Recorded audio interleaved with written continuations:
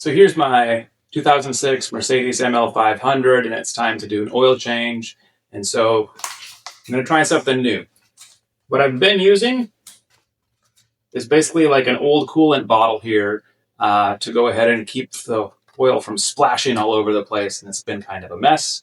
And so what I'm going to try to do is replace it with a Dorman plug that basically stays put, and we're going to put, it's called the Twist Drain, and I'm going to see about installing that so that the next time we do the oil change, hopefully it doesn't make a splashy mess. So let's get the vehicle up and get things started.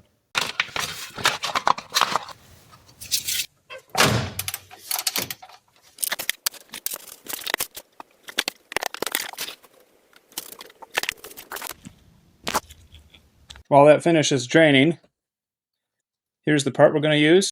And yeah, it's the twist and lock, so there's a groove in here. And so the idea is to secure it, drain it. So I'm going to be completely stoked if this thing works. This may not be the most awesome scenario for this particular car, because it looks like it's not going to seal on the bottom edge where the washer is. And there's a fin here that's kind of in the way to be able to tighten it down properly. We'll give it a try.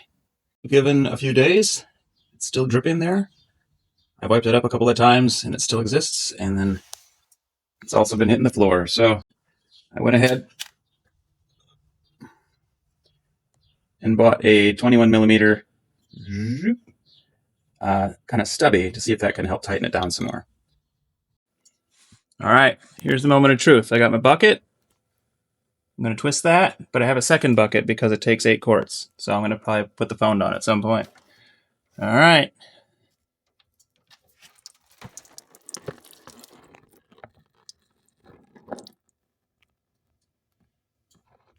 We would call that an initial mess, but it's flowing okay.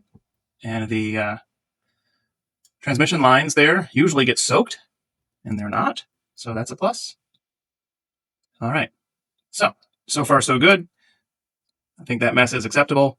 And here is my assessment at this point. The Dorman Twist Drain, wonderful idea.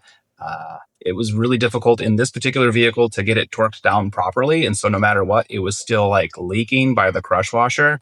And it wasn't really for me worth the squeeze to go ahead and figure out a way to make that stop leaking. And so I'm going to hang on to that item though, because it might be useful in a different vehicle at some point. So I'm going to keep on the lookout for a different item that does exactly what I want.